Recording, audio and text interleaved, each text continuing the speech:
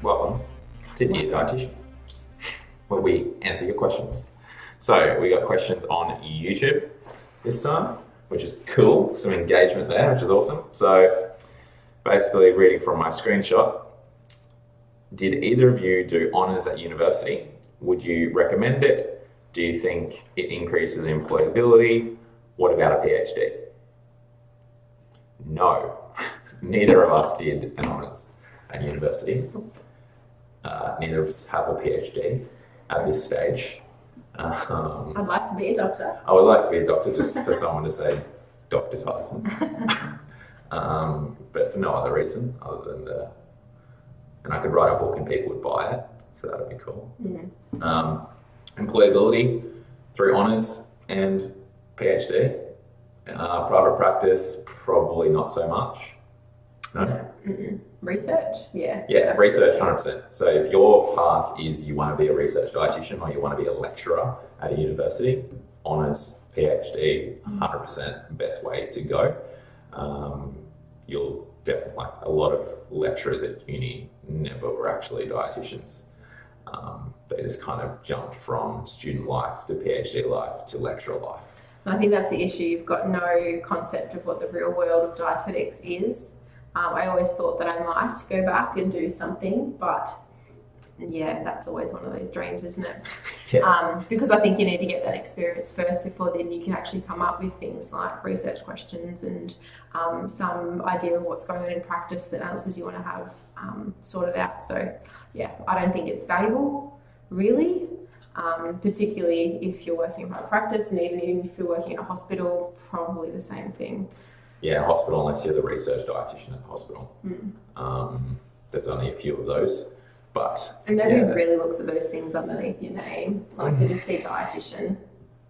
So if you want to float your flag around and show that you've got an honours or a PhD, then that's probably about it. And really, everybody hates doing a PhD. Once they finish it, they're like, oh God, can I move on to something else? And you end up forgetting about what you actually did your PhD on.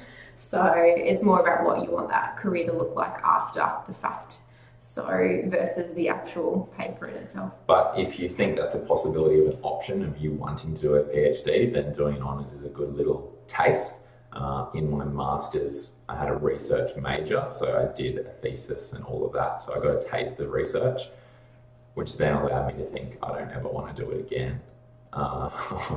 So I was like, these PhD days, kind of like. When I was going on, it was like undergrad, and that was it. You didn't go into an undergraduate, did you? No. No. What do you mean? Well, I just went out and did undergraduate. You did a bachelor degree. Pretty much, yeah. These Yes. days, a lot of people are doing masters on top of whatever it is that their first ones were. So Yeah, but now a lot of the master's degrees are kind of culling. Like Griffith now only offer a bachelor's rather than the master's. But yeah, ultimately, end of story. No, we don't have honours or a PhD. No, we don't think it'll increase employability unless you want to get into research long term or into academia. And yeah, just do honours if you want a taste of it. It is extra work. It's probably not going to help you employability wise in private practice. Hospitals, depends. Maybe if it's a tertiary hospital and they see a progression of you into being the research dietitian, yes. But again, that has to be what you're passionate about. Cool. Next question.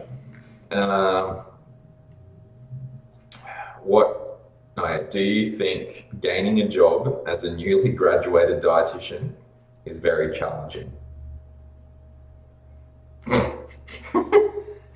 Yes.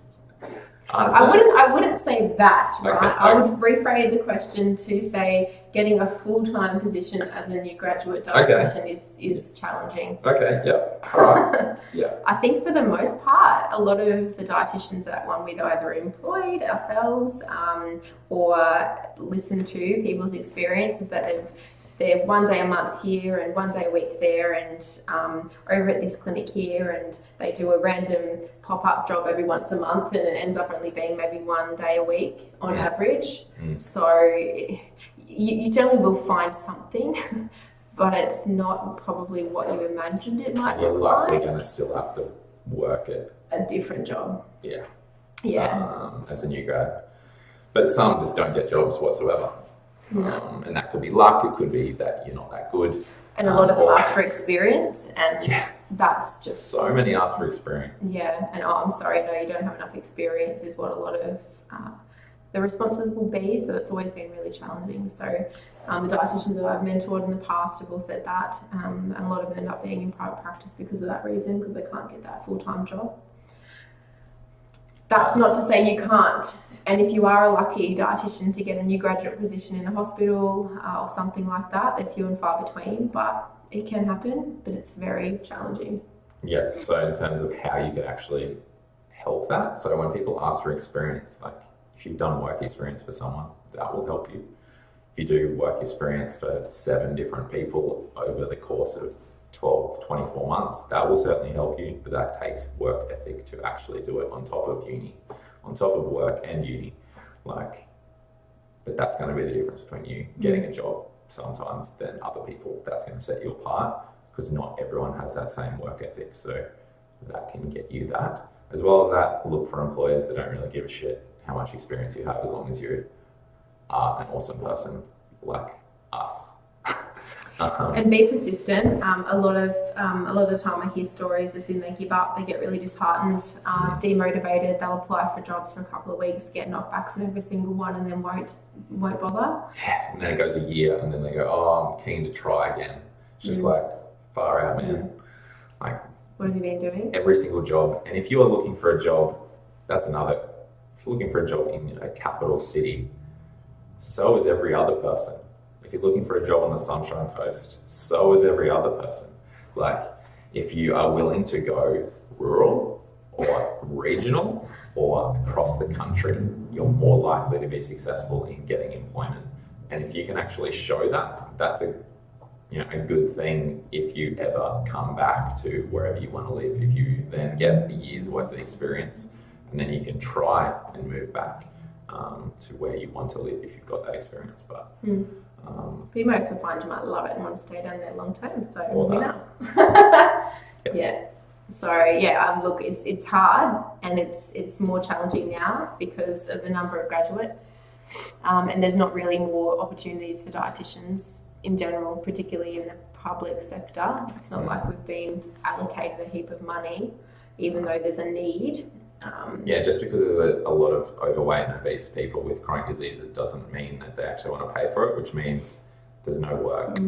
So, and a lot of us, I think, go in with that. I'm going to be better. I've got a passion for food and all the above. And I was talking to someone this week, and I probably sounded really depressed and not interested, but I was trying to tell them the real deal, and they still had that faffy, smiley, I'm going to be different type of attitude, and I'm just like, come on, you're supposed to listen to my answers. So people only want to hear what they want to hear. Reality check. What was the other question? Employee versus contractor. Yes. So do you want to go at that first?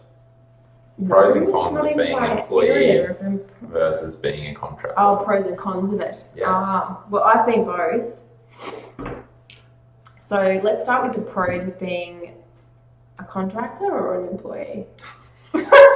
Let's do contractor. You've only got 2 options. Let's do contractor. Okay, so... Flexible? 100%, absolutely. If you decide that you don't want to work one day, you don't have to work that day. So definitely flexible. You can set your own hours, you can start early. You can claim everything under the sun, GST-wise. Tax-wise. Tax-wise. Tax-wise, I'm just thinking of my own self. So tax-wise, you can claim a lot. What else? Yeah, so tax-wise, you can claim things like phone and internet and car and mileage and servicing and laptop and a lot of stuff. Not accountants, so see an accountant about it, but you can claim a lot of shit. So you generally earn more? Yeah, you generally earn more, yes. Per hour, right? Yeah. So if you can be relatively guaranteed that you're going to have reasonably... Per hour or per occasion, reasonably consistent number of hours, And if you were to go to an employee and it'd still be the same amount, you'd be making more money generally as a contractor than you will as an employee. So like as an employee, as a dietitian, probably don't know this, but if you look up the award, which is the Health Practitioner and Support Services Award, $27 per hour. Shit. That's what you would get as a new grad. I think that's even a master's. So I think you might even get slightly less if you've only got a bachelor's. But people like predictability, and I understand that. However, if you are savvy and a relatively good saver, then it comes like waves, right? So if you have a really good couple of weeks where you make double the amount you normally would, where you go, woohoo, I'm not going to go spend it all, I'm going to save it. And then you've got that leveling out in the next fortnight where maybe it's not a big wave. It's maybe one of those little baby waves. So, so you can make a lot and you can obviously make a lot less, but that predictability is what a lot of dietitians like, I think, about. But as I said, you can just guarantee that dietitians are risk averse. Yeah. But, so ultimately, pros, you can make more money, more flexible, you can claim a lot of shit on tax. They're probably the three top pros. Yep. Pros of being an employee, like Peter was just saying, is that there is that predictability of what your income will be. There's a leave and those things. If you're part-time, full-time rather than casual. What other pro is that? They pay your supers and taxes and stuff. Yeah, even though some contractors will get super paid, but for the most part they'll do those things as well. So they're all pros. Don't really know any other pros. You've just got, it's just repeatable. You know you're going to get what you get. You can't really have to sort of abide by the time frames and structure, so you can't really just create your own hours depending on what your contract's like. But that's definitely a difference. So employee cons would be less flexible. You can't do your own shit. You don't really get to claim anything, like at all, really. So they're three kind of big. Unless you have like a work uniform or something, maybe. The other thing with employees, I guess a pro could be for some people is that they get notice or like of being let go or whatever. Contractors, most contracts will have a notice period, but some you might just be able to get cut that day. So you just got to be wary of that in terms of what you're signing. And then cons of being a contractor is that it's not regular. You could have a huge, massive month and then nothing. You could just be let go. You could a little bit more easily. More easily. But and like if you're going to battle someone on a contract, you're going to have to go legally. Employee-wise, you can go through Fair Work and stuff like that.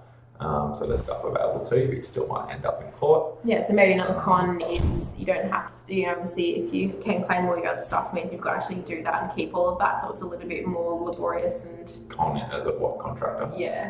So keeping all your receipts and all that jazz, so then obviously having to, at the end of that financial year, go and deal with that.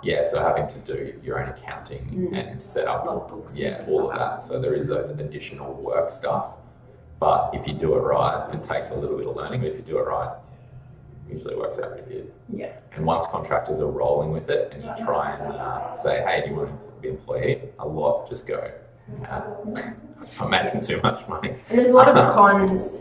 There's probably not really a lot of cons for both. I'd prefer to be employed across the board, whether it's contractor or employee. So if you're being offered both, then look, happy days, you can make the decision. But like Tyson said, it's dependent on what sort of person you are. Do you want to kind of go with ebb and flows and make more money, or do you want to just have a steady amount, no change, potentially?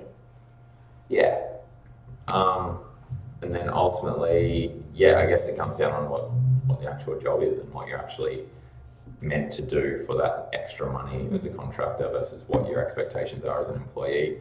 But I think that if you're a contractor, sometimes, well, I guess it all depends, but you can get equally as much experience as a contractor with iffy work as you would as an employee. I was employed in my first job and I had one clinic a month and I was getting paid full time. They told me it was 4 clinics a week, but it was 1 clinic a month. So I had nothing. So I wasn't getting any experience.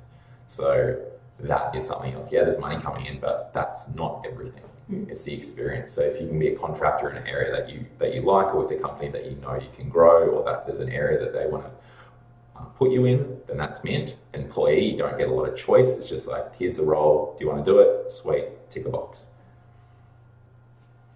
But it really depends where you're at, what your situation is, and yeah, but they're the pros and cons of employee versus contractor. There's probably a bunch more, but if you want to ask us questions about it, hit us up. Cool. Sweet. That's it. Dietitian life done. Dietitian, dear dietitian, done. Not dietitian life. I stuffed up.